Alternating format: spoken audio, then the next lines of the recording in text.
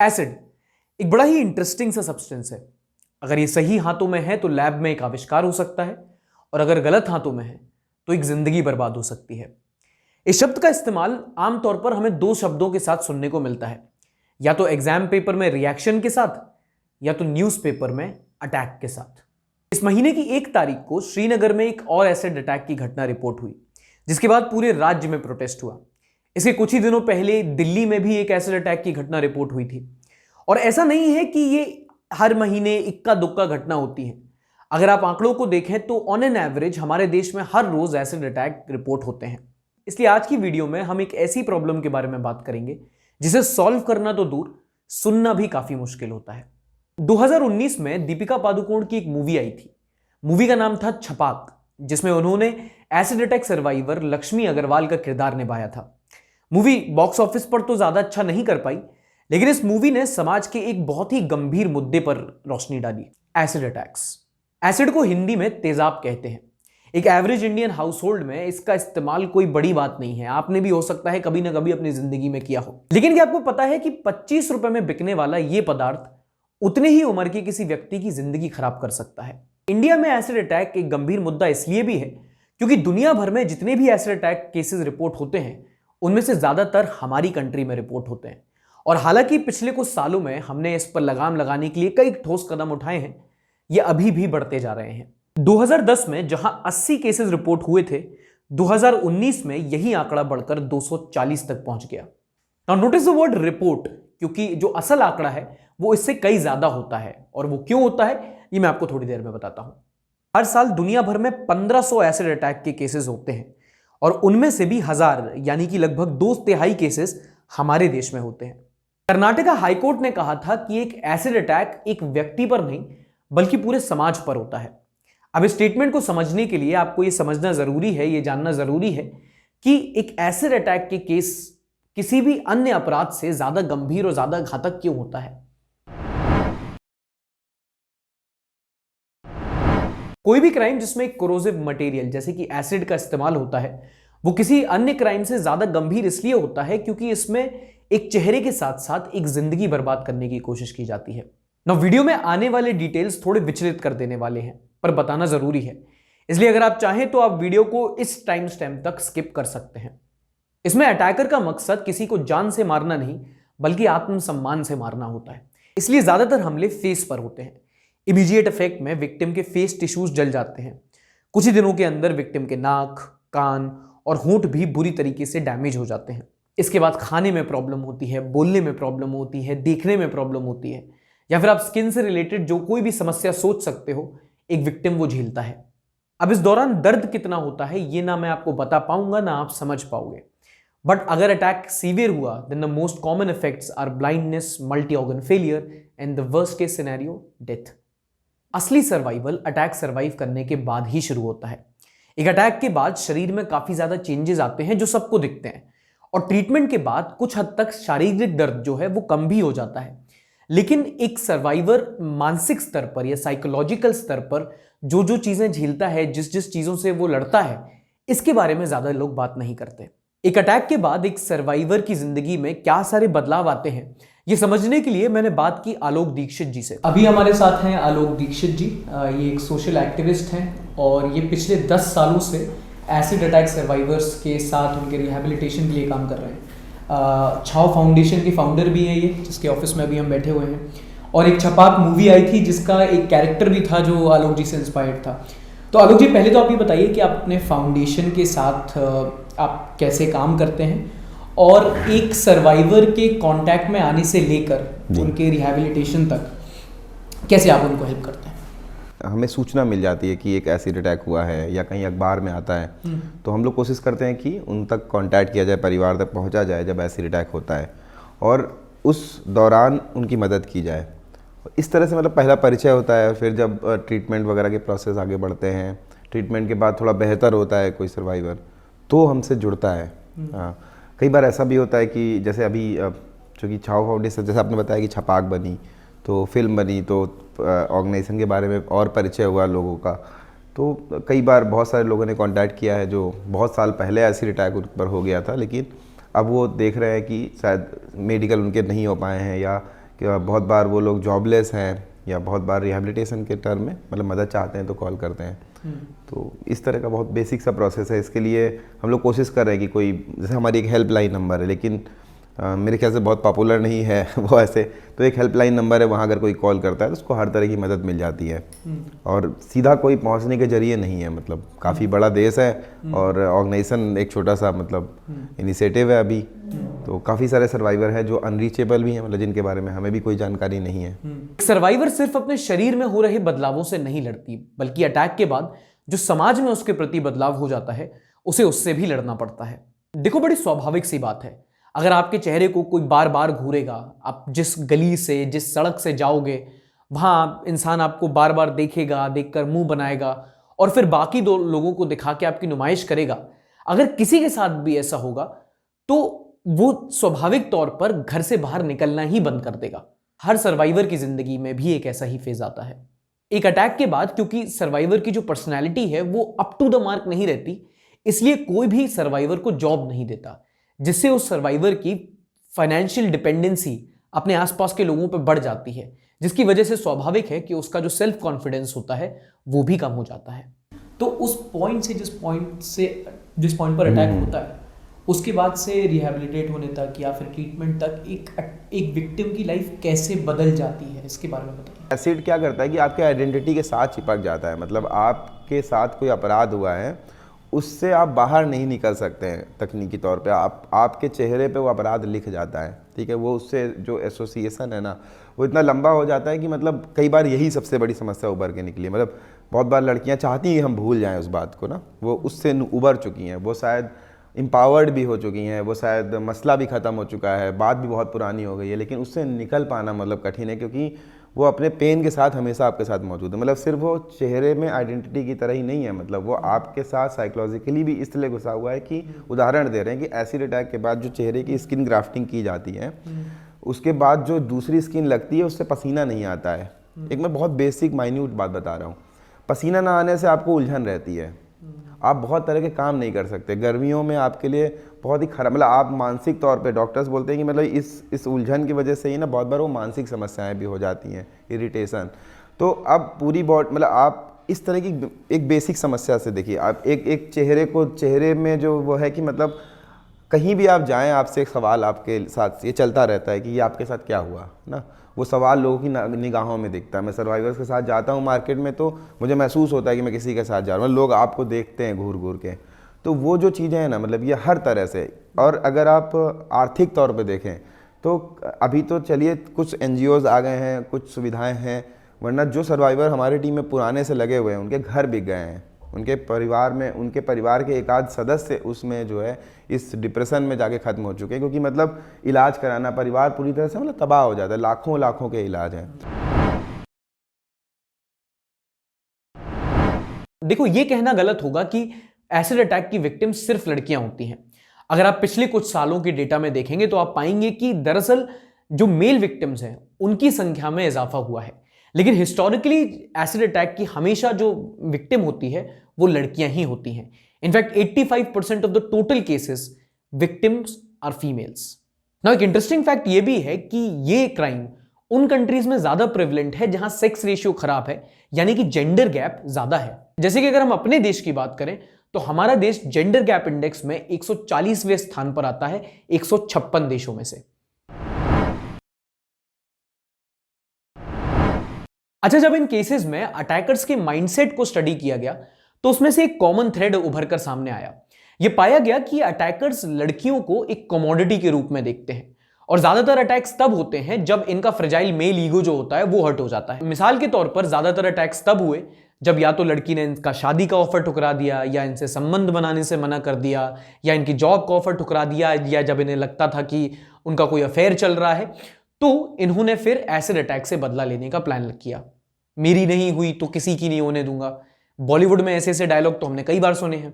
कोई ऐसी characters trait है जो अटैकर्स में आपको कॉमन मिली इन सारी केसेस में, कि एक ऐसी कैरेक्टरिस्टिक है, ये कैरेक्टर्स ट्रेट है ये जो अटैकर्स में आपको कॉमन मिलती है? जी हाँ, मतलब ये इतना अनकॉमन है, आपको बताऊं कि इसमें कॉमन तलाशना मुश्किल है। फिर भी इनको अगर आप एक कॉमन मतलब उसमें लाना चाहें तो मुझे लगेगा कि ये सभी के सभी लोग होपलेस हैं।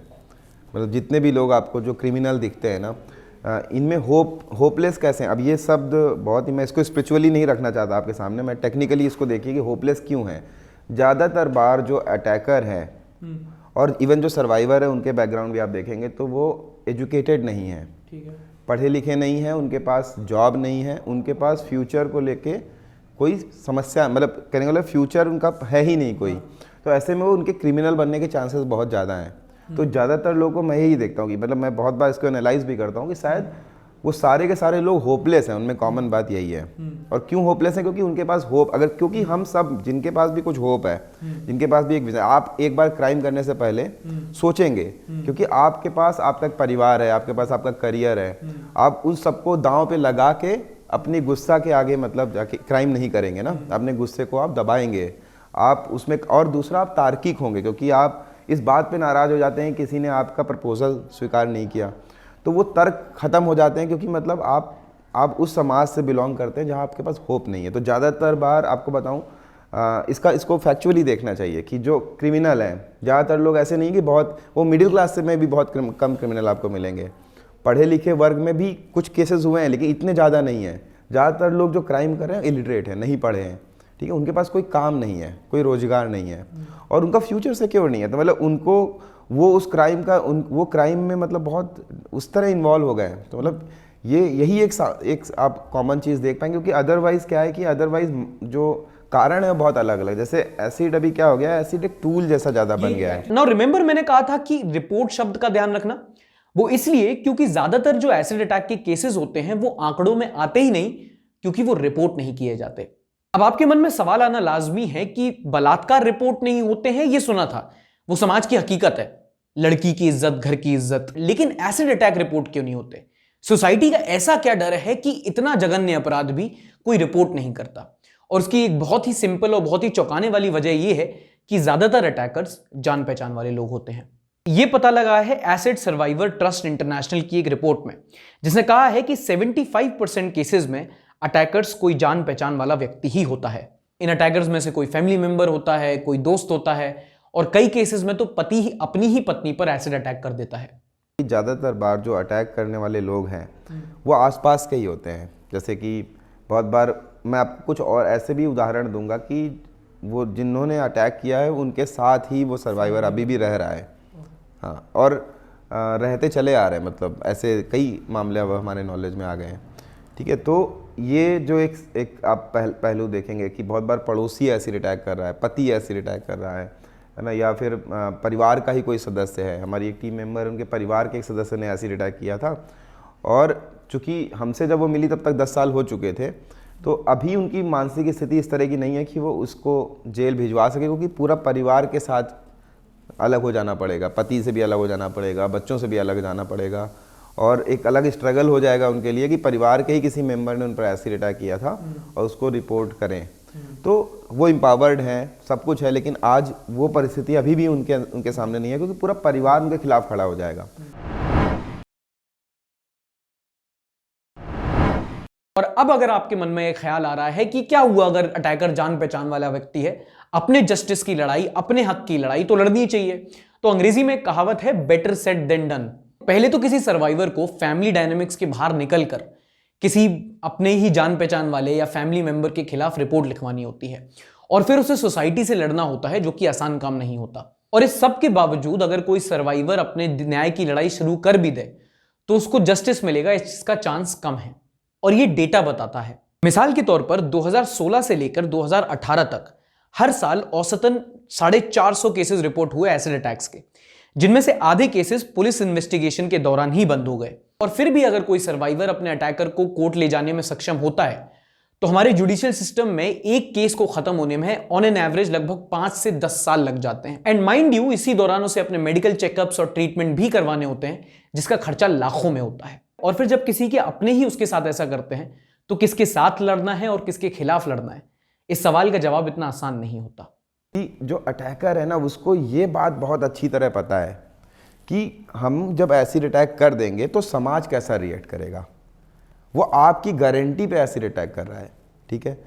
और आप अननोइंगली वो गारंटी दिए चले जा रहे हैं। मतलब आपको वो बदलना पड़ेगा। मतलब उसको ये गारंटीड पता था कि अगर मैं एसिड अटैक कर दूं तो ये तो मेरा अपराध हो गया, इसके बाद पूरे जो अगले 20 साल 50 साल ये जिंदा रहेगा ना, उसके साथ जो रोज़ अपराध करने वाले लोग हैं ना, ये हमारे आसपास के लोग हैं, यही इनसे सवाल पूछेंगे, यही इसकी शादी नहीं होने देंगे, यही इस पे मतलब इसको तमाम जगहों से मतलब कहीं जॉब का ऑप्शन नहीं मिल पाएगा इसको, या इसके मतलब इसका कोई मदद नहीं करेगा। इसी गारंटी पे तो अगर उसको ये पता होता जो आज हो रहा है कि जो सर्वाइवर हैं उनके अंदर वो एक एम्पावरमेंट देखते हैं। जब हमने कहा था ना ये खराब स्टोरी नहीं डालनी है, तो वो स्टोरी बदल गई है। मतलब उनके लोकल में वो स्टोरी बदल गई है। वो खुद बताती हैं, आप कुछ सर्वाइवर से मिलें और आप उनसे पूछें तो वो बताएंगे कि उनके अटैकर जो हैं वो आज पछताते हैं। मतलब क्योंकि वो एक साधारण सी ज़िंदगी जीने जा रही थी, लेकिन उनको छेड़ दिया गया तो वो उन्होंने वो सब किया जो वो कभी नहीं करती, है ना, वो उस ऊंचाई तक बढ़ी। तो बेसिकली मतलब अगर एसिड अटैक को रोकना है तो वो भी उसका भी एक ही तरीका है कि जो यह क्रिमिनल है ना, जो आपको गारंटीड मान के चल रहा है समाज को कि ये तो रिएक्ट करेगा इस तरह से, ये तो इस लड़की को परेशान करेगा, थोड़ा उसको बदलने की ज़रूरत पड़ेगी शायद। गनीमत से पिछले कुछ सालों में एसिड अटैक के केसेस में कानूनी तौर पर काफी सुधार आए हैं, जिसमें सबसे बड़ा सुधार आया था 2013 में, जब क्रिमिनल अमेंडमेंट एक्ट में सीआरपीसी और आईपीसी के कई सेक्शंस में बदलाव किए गए थे। इस एक्ट के आने के बाद एसिड अटैक को आईपीसी में एक सेपरेट ऑफेंस की कैटेगरी मिली थी और कन्विक्टेड अटैकर्स को उम्र कैद तक की सजा दी जाने लगी। इसके बाद 2016 में आया right to person with disabilities act में बदलाव, जिसमें एसिड अटैक कॉज्ड ब्लाइंडनेस को भी एक डिसेबिलिटी माना गया और उसके लिए सर्वाइवर्स को रिजर्वेशन दिया गया। एक और चेंज जो 2013 में आया था वो कहता था कि सर्वाइवर्स को एक मॉनिटरी कॉम्पेंसेशन यानी कि भरपाई दी जानी थी, लेकिन हाल ही में एक रिपोर्ट ने बताया है कि आधी से ज्यादा सर्वाइवर्स को कोई भी कॉम्पेंसेशन नहीं दिया गया है। साथ ही साथ सेल ऑफ एसिड पर भी कई सारे रिस्ट्रिक्शंस लगाए गए हैं। अब हर कोई किसी भी दुकान से एसिड नहीं खरीद सकता, उसे ऑथराइज स्टोर से ऑथराइज लोग ही एसिड ले सकते हैं। लेकिन जमीनी स्तर पर यह पूरी तरीके से इंप्लीमेंट नहीं हो रहा है और श्रीनगर का केस इसी बात का सबूत है। 2013 में जब क्रिमिनल अमेंडमेंट एक्ट आया, उसके बाद एसिड अटैक को आईपीसी के अंडर एक सेपरेट ऑफेंस माना गया था। उसके बाद आपको लगता है कि उस पॉइंट के बाद सामाजिक तौर पर या पॉलिसी लेवल पे जो सर्वाइवर्स हैं और जो एसिड अटैक केसेस हैं, जो समाज की मानसिकता है, उसमें कुछ सुधार आया है या और सुधार आना बाकी है? कि पहले कानून क्या मानता था कि ये अपराध मतलब उतना गंभीर नहीं है, इसीलिए अगर किसी के ऊपर आप चाय फेंक दें, है ना, या किसी पे एसिड फेंक दें, एक जैसी धारा लगती थी। लेकिन अभी वो एक परिवर्तन आया है जो जजेस के भी दिमाग में आया है ना, जो सिस्टम के दिमाग में भी आया है। पुलिस, अभी आपने बताया जम्मू कश्मीर केस का जिक्र किया, तो मैं यही देख रहा था कि कम से कम वहाँ पे लोकल अथॉरिटीज़ जो है ना वो एक्टिव हैं और लोकल जो ग्रुप्स हैं वो इस बारे में आवाज़ उठा रहे हैं, क्योंकि वो जानते हैं कि कितना गंभीर काम हुआ है, मतलब कितना गंभीर अपराध किया गया इस महिला के साथ। तो उसकी गंभीरता जो है अभी मतलब साबित, अभी ये मतलब एक गंभीर अपराध में आता है पहली बात, और इसमें इरादा मतलब मार देने से ज़्यादा खतरनाक है ना। तो मैं इसी बारे को मतलब हाईलाइट कर रहा था कि 326 ए और बी इस तरह से मदद करती है कि कानूनी तौर पे एक, लेकिन कानूनी मान्यता से ज़्यादा ज़रूरी था इसकी सामाजिक मान्यता, जिसकी लड़ाई मुझे लगता है भी और लंबे समय तक चलने वाली है। सर्वाइवर्स ने अभी तक जितनी लड़ाई लड़ी है उन्हें शायद आगे भी उतनी ही लड़ाई और लड़ना पड़ेगा, और इस सब में हम सबका थोड़ा थोड़ा साथ लगेगा। Social awareness campaigns and better medical health care is something which can happen on a policy level, लेकिन सामाजिक स्तर पर भी ऐसे कई सारे बदलाव हैं जो एक सर्वाइवर की जिंदगी को काफी हद तक आसान बना सकते हैं। और इसकी शुरुआत हो सकती है सर्वाइवर्स के अराउंड स्टिग्मा खत्म करने से, उनकी विक्टिमाइजेशन की नहीं बल्कि उनकी सर्वाइवल की स्टोरी आगे रखने से। सर्वाइवर को एम्पावर करने के लिए सबसे अच्छा तरीका क्या होता है बिसाइड गिविंग हर और हिम इमोशनल सपोर्ट देने के बजाय, और आपको क्या लगता है उन एक सर्वाइवर की किस तरीके से हेल्प की जा सकती है? एम्पावरमेंट अगर आप महिला के अंदर लाना चाहते हैं, सबसे पहला सबसे आसान तरीका आप उसको फाइनेंशियली एम्पावर करें, मतलब उसको जॉब दें, उससे आप 50% का आपका काम हो जाएगा। बाकी की लड़ाई फिर 50% बढ़ती है, जिसमें आप उसको पढ़ाएं, सिखाएं और फिर और बेहतर कहीं लेके जाएं, उसका ट्रीटमेंट कराएं। लेकिन अगर आप ये भी दे देते हैं, मतलब आप सामने वाले, क्योंकि ज़्यादातर सर्वाइवर्स रिपोर्ट करते हैं कि उन्हें कहीं काम नहीं मिलता है, उनके लुक्स को लेके उन्हें पूरी तरह इग्नोर किया जाता है। वो हमेशा किसी पे डिपेंडेंट रहती हैं। सारी समस्या एक तरफ है, पहले आप इनको कुछ काम दीजिए, फाइनेंशियली इंडिपेंडेंट कीजिए। उसके तुरंत बाद मतलब अगर कोई ट्रेनिंग ले सके और थोड़ा बेहतर हो जाए, ये एक फाइनेंशियल इंडिपेंडेंस है। वहाँ से उसका मन भी बदलता है। बहुत बहुत बेसिक सी बात है ये कि मतलब जब आप डिपेंडेंट हैं उस वक्त मतलब आपके अंदर एम्पावरमेंट आने की कोई संभावना नहीं है। और आप ऐसा माहौल मत बनाइए कि बाहर, चूँकि जैसे जॉब ना मिल पाना है ना, कहीं लोगों की तरफ से मतलब इनिशिएटिव ना मिलना, कहीं पढ़ाई में भी मतलब या लोग बहुत अच्छी तरह से समाहित नहीं करना चाहते हैं उनको, मतलब ये एक बड़ी समस्या है। ऐसे में आप कैसे इमेजिन करते हैं कि एम्पावरमेंट आएगा? आप उसके लिए कोई जॉब की अपॉर्चुनिटी नहीं ओपन करके रख रहे हैं, तो जॉब हाँ, और पढ़ा नहीं रहे हैं। तो बहुत सारी लड़कियाँ एसिड अटैक के बाद पढ़ नहीं रही हैं, उनको स्कूल जाने की हिम्मत नहीं होती, फिर से उस माहौल को देखने की हिम्मत नहीं होती। तो ऐसे में मतलब शायद ये चीज़ें कर देने से सबसे आसान हो जाता है। और वैलेंटाइंस पास आ रहा है, और अगर आप भी अपने साइड से एक योगदान देना चाहें तो छाप फाउंडेशन द्वारा चलाए जा रहे वेंचर गिफ्ट स्टोरी से आप कुछ खरीद सकते हैं। आप इनकी वेबसाइट से painting, paper jewellery, cookies, home decor के सामान ऑर्डर कर सकते हैं और सर्वाइवर्स को सेल्फ सस्टेन होने में मदद कर सकते हैं। लिंक मैंने डिस्क्रिप्शन में दिया हुआ है। तो ये था आज का वीडियो। अगर आप यहां तक पहुंच ही गए हैं तो प्लीज एक बार लाइक जरूर कीजिएगा। अगर मेरा काम पसंद आया तो आप एक पेट्रियन मेंबर भी बन सकते हैं। ध्यान रखिएगा, मिलते हैं अगले एपिसोड में।